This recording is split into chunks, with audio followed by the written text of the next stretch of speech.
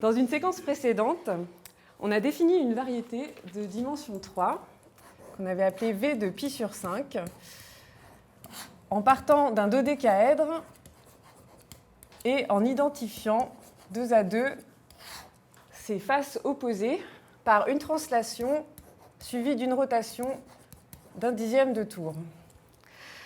Dans cette séquence-là, on va s'intéresser au groupe fondamental de cette variété.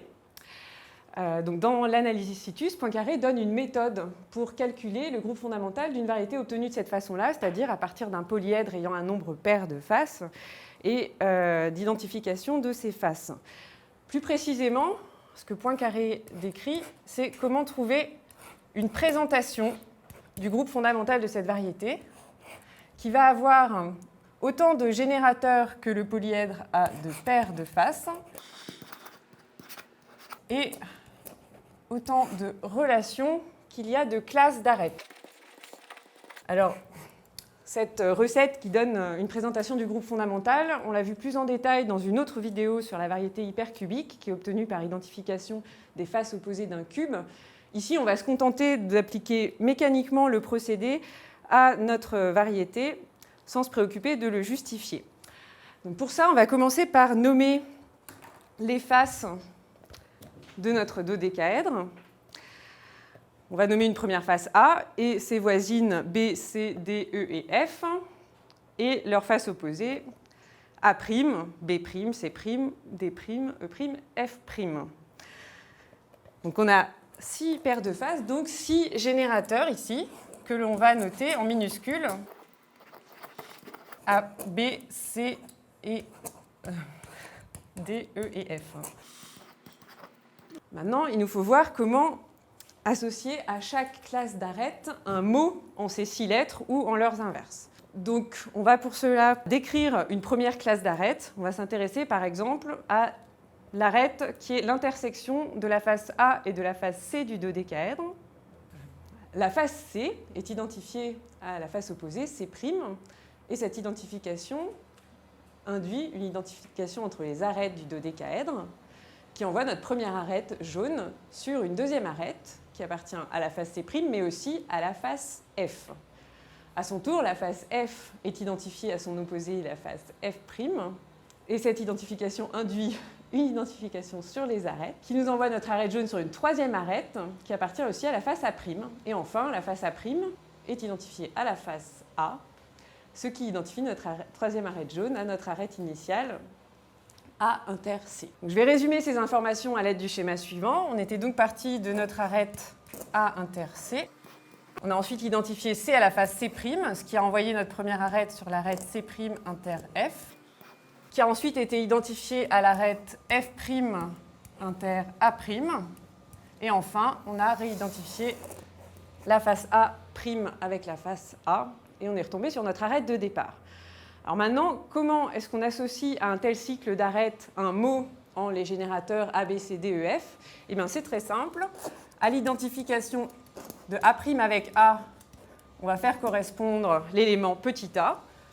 Si à l'inverse, on avait identifié la face A à la face A' dans cet ordre-là, il correspond à cette identification l'inverse, A-1.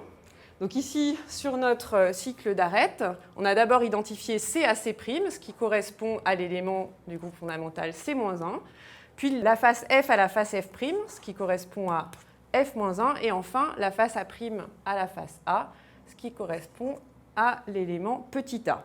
Donc le mot associé à ce cycle d'arêtes est le mot C-1, F-1, petit a.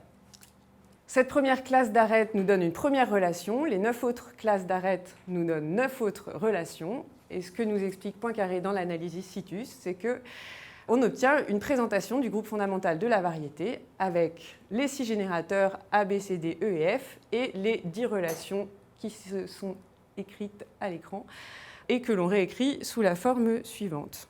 Alors, on a maintenant une présentation du groupe fondamental, mais il est difficile à partir d'une telle présentation de dire quoi que ce soit sur le groupe fondamental de notre variété. En particulier, comme ça, on ne peut pas dire s'il est fini, infini, même si ça se trouve, il est trivial.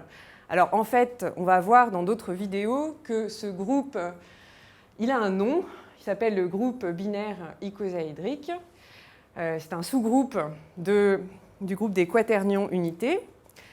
Alors ce serait assez fastidieux de montrer directement que cette présentation est une présentation du groupe binaire icosaédrique. Par contre, ce qu'on va faire dans une autre vidéo, c'est voir que ce fameux groupe, que l'on va noter I tilde, et qui est un sous-groupe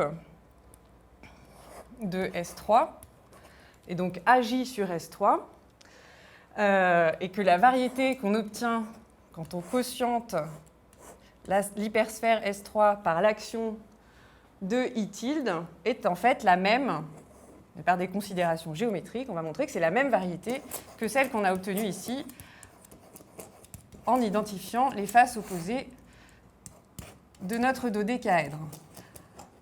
Alors, ce n'est pas ce qu'on va faire ici. Ici, on va justement se contenter de manipulations algébriques sur la présentation de ce groupe, mais avoir ce but en arrière-plan, savoir qu'on doit aboutir à un groupe fini qui a 120 éléments, ça va un peu nous guider dans ce qu'on va faire. En fait, nous, on va aller pas beaucoup plus loin que ce que fait Poincaré dans l'analysis situs, mais quand même, c'est quelque chose d'assez intéressant parce que ce qu'on va montrer, c'est que, tout d'abord, l'abélianisé de notre groupe est trivial. Autrement dit, le H1 de notre variété à coefficient dans Z est trivial. Donc, ce qu'on a construit, c'est une sphère d'homologie. Alors, bien sûr, ce n'est pas très intéressant si jamais notre variété, c'est effectivement une sphère, mais on montre également que son groupe fondamental, lui, n'est pas trivial. Donc, c'est ces deux choses-là qu'on va faire là tout de suite. Donc, commençons par montrer que l'abélianisé du groupe fondamental de notre variété est trivial. Pour cela, on va montrer que tous les générateurs sont conjugués. Par exemple,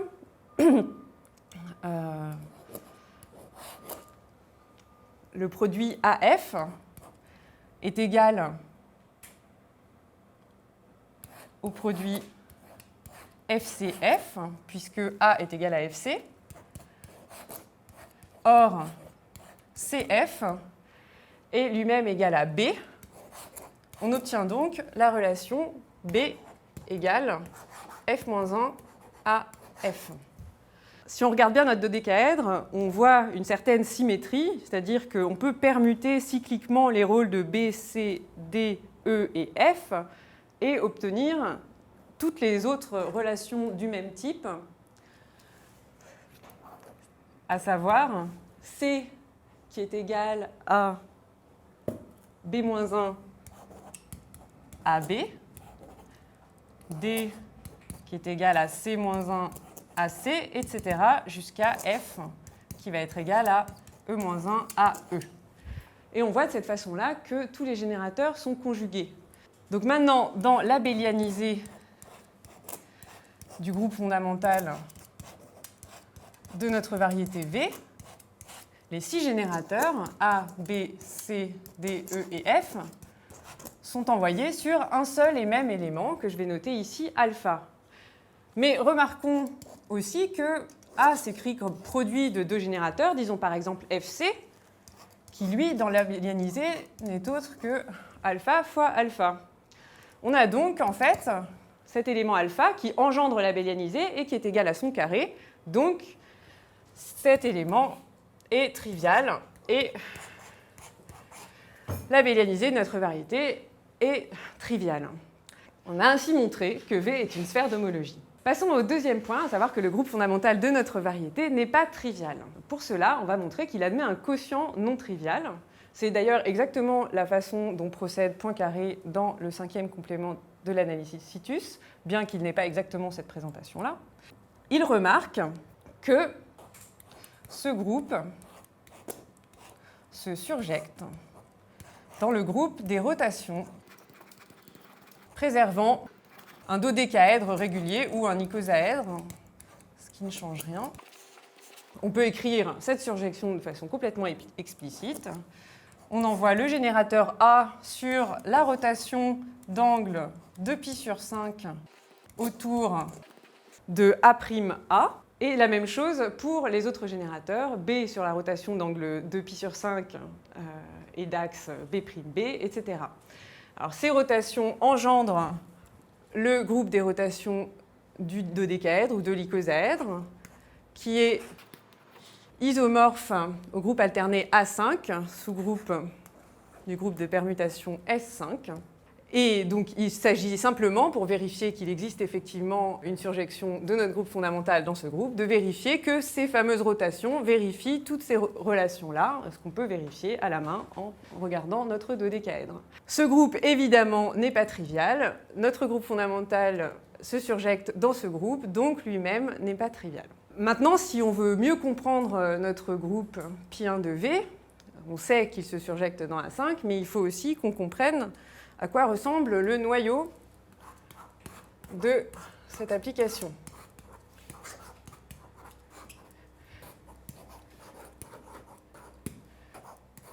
Alors, ce qu'on peut dire tout de suite, c'est que les fameuses rotations d'angle de π sur 5, dans le groupe des rotations du dodécaèdre, eh bien, elles sont d'ordre 5.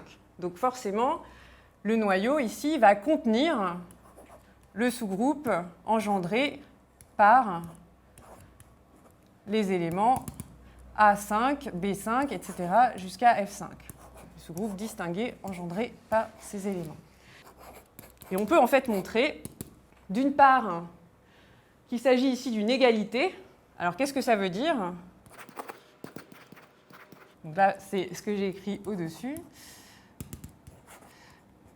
Ça veut dire ni plus ni moins que le groupe A5 admet pour présentation la présentation suivante, avec 6 générateurs, les relations qui définissaient le π1 de la variété, plus les relations A5 égale B5 égale, etc., égale F5 égale 1. Voilà. Donc alors, montrer que ceci est effectivement une présentation de A5, c'est assez fastidieux, on ne va pas le faire ici. Par contre, ce qu'on va faire ici, c'est montrer que ce noyau, en fait, on va presque montrer que ce noyau est isomorphe à Z sur 2Z. Et qu'en fait, donc ce qu'on va montrer plus précisément, c'est que dans notre groupe fondamental, tous ces éléments sont égaux, A5, B5, etc., jusqu'à F5, qui constituent un élément central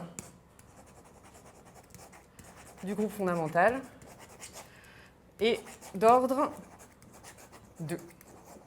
On ne va pas montrer d'ordre 2, on va montrer d'ordre inférieur ou égal à 2. Alors, pour cela, on va encore un petit peu manipuler les relations qui définissent notre groupe fondamental. Et on va montrer que la conjugaison par l'élément A permute cycliquement les éléments B, C, D, E et F. Alors, plus précisément, voilà. AB, si on reprend les relations de notre groupe fondamental, on peut voir que c'est égal à CE fois B, qui est égal à C fois EB. Et EB, c'est justement A. Donc on obtient la relation suivante, ou encore B égale A-1 CA. Et par permutation cyclique des rôles de B, C, D, E et F, on obtient de la même façon C qui est égal à A-1 DA et F qui est égal à A-1 BA. Ainsi, on obtient B égale A-1 CA qui est également égal à A-1 DA, A, etc. Et en fait, on obtient B qui est égal à A-5 BA, 5. Autrement dit, A5 commute avec B. Et de la même façon, A5 commute avec tout le monde, puisqu'il va commuter avec B, C, D, E, F. Donc tous les générateurs, et avec lui-même évidemment. Donc A5 est central.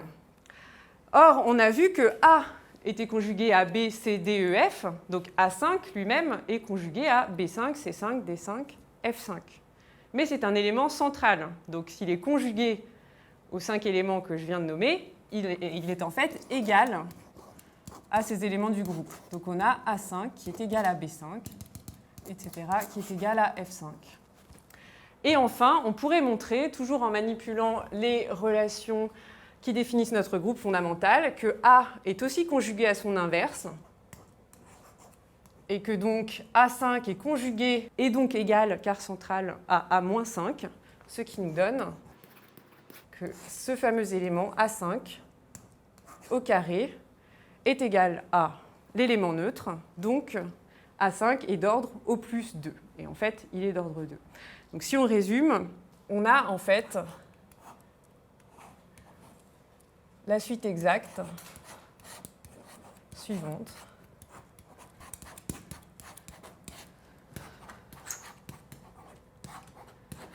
Et donc notre variété a un groupe fondamental qui a un nombre fini d'éléments, exactement 120, que l'on va étudier plus en détail dans d'autres vidéos.